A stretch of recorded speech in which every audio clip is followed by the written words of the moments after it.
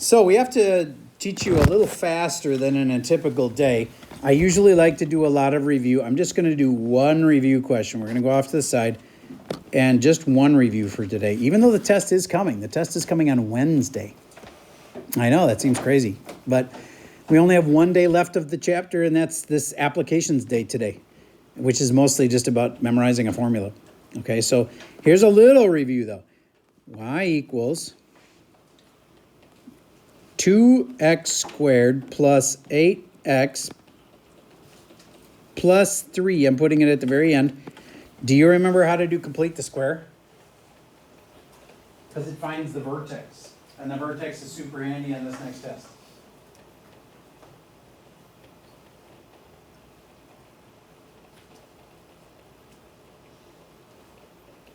If you can factor it, you should. So, this part can be factored. So you take the 2 out. Now I know, kind of weird because you think you should take out the 2x, but I think by now we've practiced this enough, you know you just take out the 2. Because you want the thing to still factor at the end. And if you took out a 2x, then you wouldn't be able to factor this thing. This is just being copied down here. Then you do half and square. Half 4 is 2. 2 squared is 4. And then minus 4. And then, easy chance to mess up right there. Mr. B, can you tell me what I'm missing?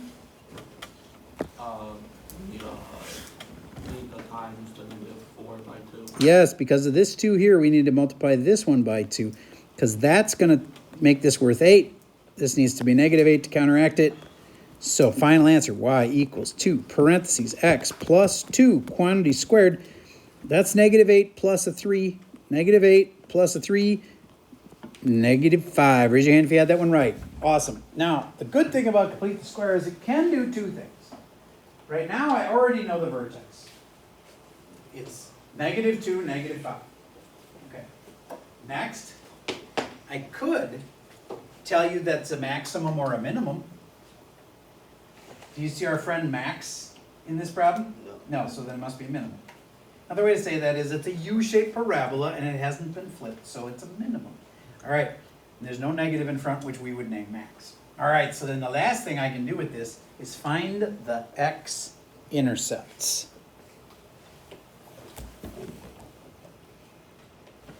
If you're like, I don't know what you're talking about, set y equal to 0. And then go by adding 5, dividing by 2. And let's not even finish it. Let's just get close. So like, what's the first step then?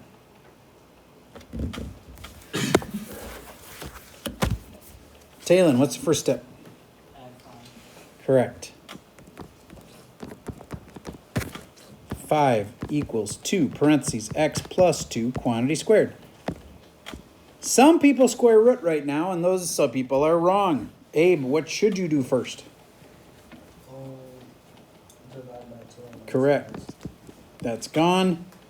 Now I got 5 over 2. You could change that to 2.5. Actually, not a great idea. Smarter to just leave it like this. Square root of that, and the square root of this, and the square root of 5 halves. I just leave it as a fraction for now. And then you got absolute value. Did you remember the absolute value? That's huge because you square rooted a variable. Now you need 2 answers, and this is where I'm going to stop. From there, you should be able to finish it. But can you tell me just by looking at it, does it have real answers or imaginary answers? Real. They're real. Are they going to be nice, clean numbers like 10? No, they're going to be decimals like the real world.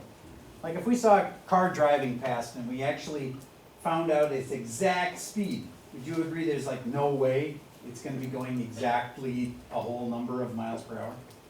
It'd probably be like 2.68 miles per hour. You know what I mean? Like it's not going to be exact. The real world's messy. All right. So on that note, let's get to page 2 of the notes for today. We are going to be giving you an equation like this, and it's always going to be an upside down parabola. I want you to think about why. Well, the only variables here are this and this.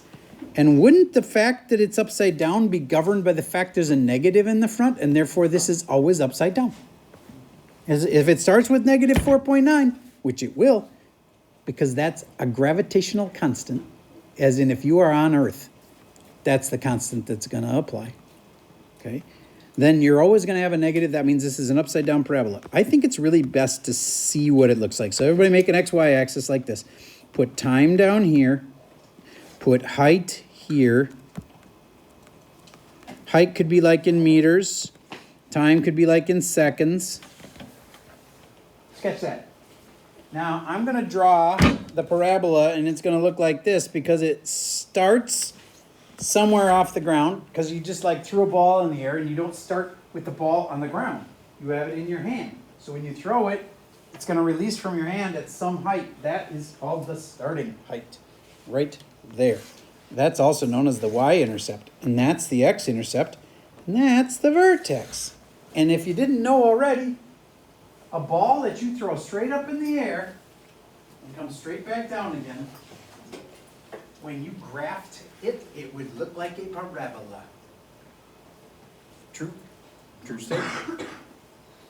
Now, where you can get this messed up in your head really easy is if you think this is how far away from you it is.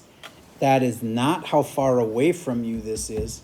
If this is you, and you at time 0 throwing the ball, this is the time. So that's the time when the ball hits the ground. So these 3 key spots we need to label. This is your starting height. H sub 0 is way faster than writing the starting height. So I'm going to put H sub 0. This is the time when the ball hit the ground. Unfortunately, we don't have a neato name for that. So I'm just going to write time ball hits ground. Now, I don't usually spend this much time on one drawing, but I'm going to put all of your homework for today, all of your notes on this same slide.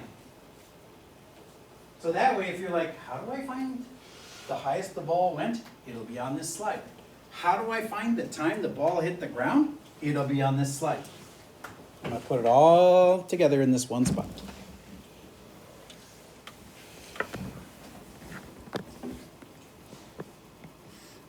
All right. Would you agree that this spot is the vertex of our graph? Now, the neato tricks we've been doing with like the to complete the square and stuff, that does find the vertex.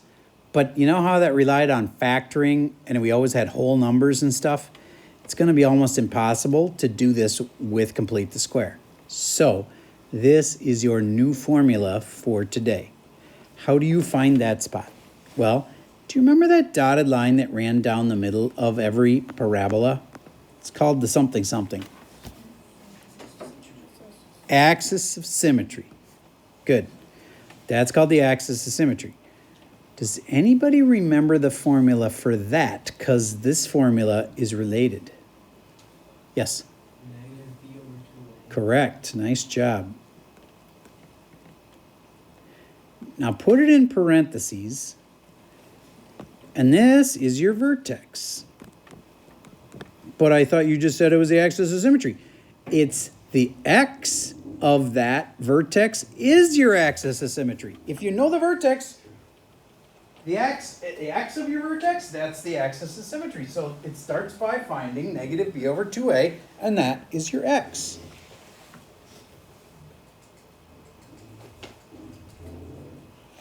Now, I want to stop for a second. I'm going to show you why. It'd be very tempting to just write down the other part of the formula for you, but I don't think you'll understand it unless you see it in action. You got to see why you've got to figure out your vertex this way. All right, so I'm going to give you a more normal equation. It won't be this nice. If I asked you for the vertex of this, I want to know the vertex.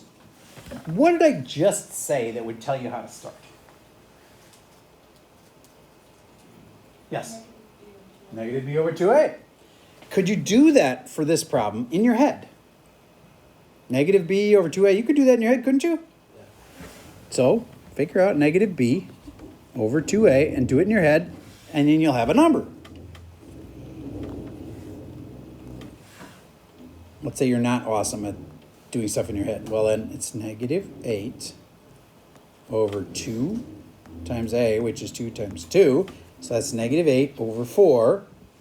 So that's negative 2. Raise your hand if you had negative 2. Awesome. Well, then we just figured out the x of your vertex would be negative 2. This is a completely different problem than that other one because that other one had weird decimals. I'm just showing you how to do it when it's easy. How do I get this part? Somebody smart is going to know what I should do to get that part. Avery. Plug in the negative 2 for x. Yes, this is x, right? That's x. So that's that. So if I put it there, y is 2 times negative 2 squared, and then 8 times negative 2. I bet you could do this in your head because I made the numbers nice. I did it on purpose so you could do this in your head. Negative 2 squared is 4.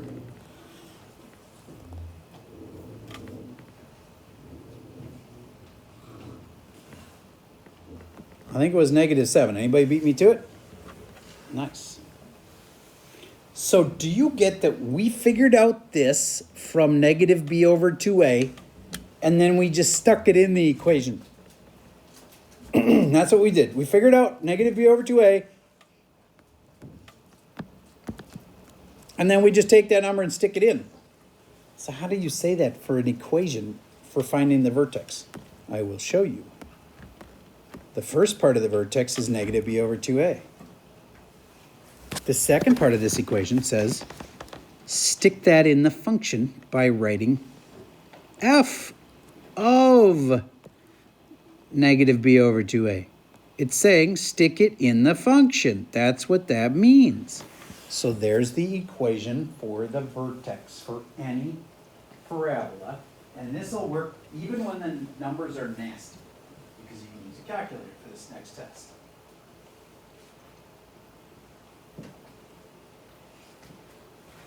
I said you'd need 2 formulas. And one of them was kind of familiar. Well, this one, it's hard to stretch that that's familiar. Part of this you've heard before, but that's a pretty crazy looking formula. So I'm not going to say that you heard that one before. But the x-intercept, normally we factored to get those. But what if factoring didn't work? What do you use for x-intercepts if factoring doesn't work? Yes? Yes, to find the x-intercept, you stick in y equals 0, but then you'd use a formula. X equals negative b. Copy this down, because that's what you do to find the x-intercepts. X equals negative b. What comes next? Plus or minus the square root of b squared minus 4ac all over 2a. Thank you. 4ac. B squared minus 4ac all over 2a. A lot of things to remember for this next test. But that's just the quadratic formula. That's what gets you the, well, I've sometimes called it the quadratic formula because it gives you the roots, which is the same as x-intercepts. All right. How about this? I know that sounds really crazy, but if I told you A, B, and C, wouldn't you be able to stick the numbers in? It's really, really actually pretty easy, as long as you know this formula, and we will tell you A, B, and C. And so you're just going to stick them in, and you'll get an answer. But one thing that's weird about it, do you get this is usually going to give you 2 answers? Because you got plus something, and you got minus something. So be aware that this is a time. Remember, x is time. In the context of this problem, x is time. I know that only because I told you. X is time. And if x is time, can time be negative? No, not in the real world. Someday we may be able to go back in time, but man, actually, it'll mess things up really royally. If anybody ever figures out a time machine, it's going to be, the world will be all screwed up constantly. People will be constantly going back and changing things, and like, I don't even know what would happen. So I don't think we'll ever get time travel figured out. I do think that some people could age less, because if you go into time warps, I think two people could, like, a person could go away from this earth, go into a place where time goes really slow, and come back, and everybody else will have aged. I think that's actually possible. But I don't think we'll be able to go back in time. I think somebody could age slower, and somebody else could age faster because of where you go in the universe. But I don't think that all of us, any of us, will be going to negative time. So moral of the story, when you get your answers for this, what happens when you're getting two answers is this extends out, and then you'll have a negative answer, and that's irrelevant. That does not exist. You always want your positive answer. That's your actual answer. So when you do the quadratic formula, if you ever get two answers, take the positive one. All right.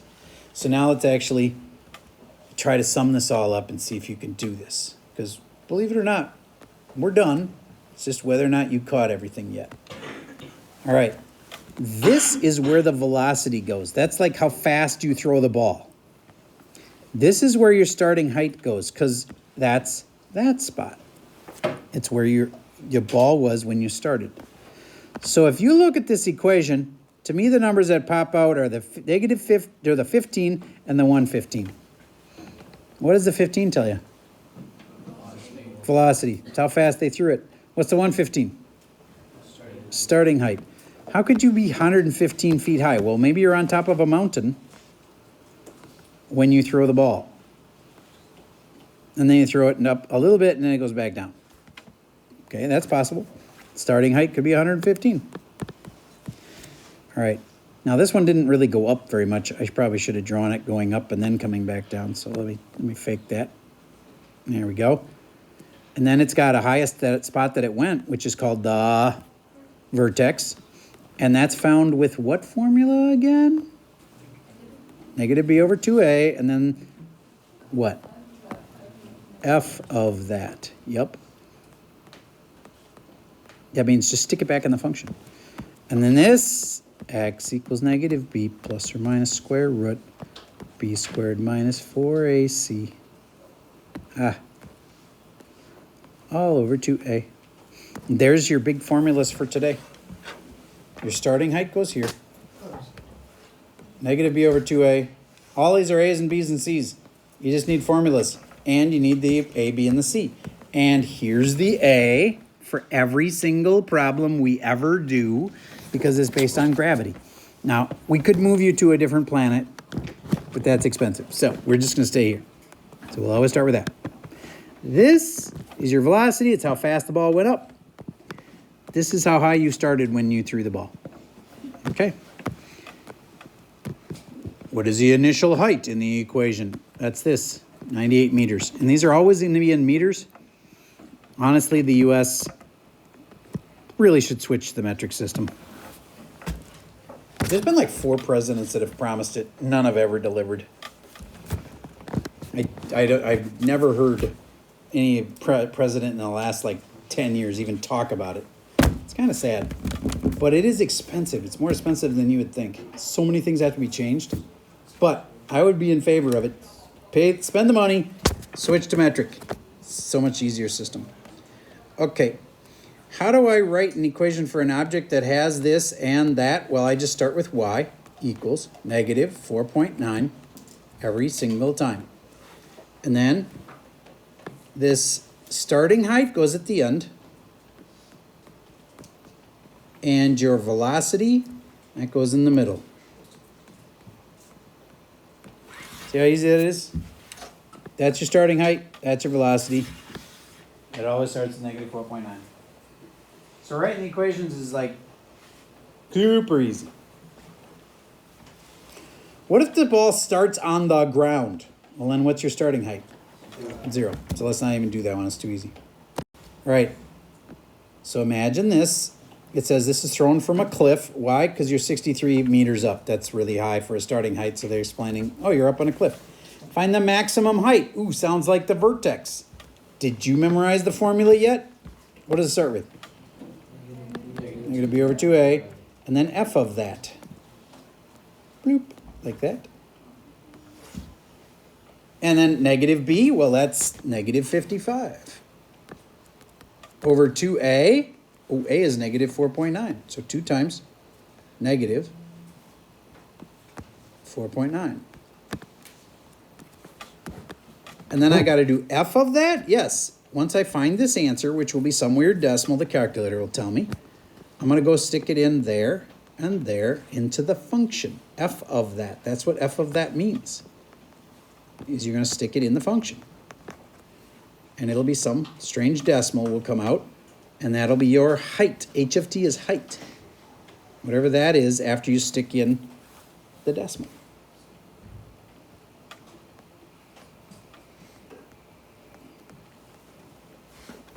All right. That's good enough. Now you've got a Schoology quiz. Let's start it together. There's only 3 questions, but that's totally cheating because question number 1 has like 3 parts. So, but there was 4 questions. I cut it down to 3. So let's start with problem number 1. I've already deleted the question. So all the questions you see, those you actually have to do. All right. Abe, you just couldn't resist your phone, could you? Dang it. Put that away. I'll have to write a note. All right. Vivian, can you tell me on number 1, I know there's a big equation that they give you. What do they give you? Like the sentence of it. Just read the whole thing. Make it fast. A golfer hits a ball with an initial velocity of 32.7 meters. Stop. I know how to start. Y equals negative 4.9 t squared, and then plus, and then can you remind me what that velocity was? 32.7. And then I say t, and then it's the initial height. Does it tell you how high it was to start with? It does. By saying, didn't it hit starting on the ground, Vivian? Didn't it say starting on the ground? So then how high off the ground is it? 0. There we go. There's our equation. Now that's not actually something that you have to put in. That's just, you got to know that that's your equation. So now, what is the actual first question? When does the ball hit? Sorry. When does the ball hit the ground? Or when does the bottle hit the ground in this case? Okay. So that's, if I drew a picture for you, it would be like that spot right there. Do you remember the formula you're supposed to use for that? It's the quadratic formula. X equals negative b. In this case, negative 32.7 plus or minus the square root. You have to do all of this? Yes, that's the point. You use a calculator and you do all this. Of b squared, which is negative 32.7 squared,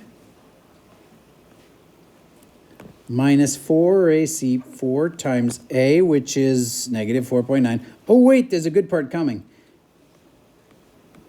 C is 0, so that cancels, not everything, but it cancels all of that. You know what I mean? Because C is 0, 0 goes in here, cancels all that. Boom, it's gone. All over 2a, which is 2 times negative 4.9.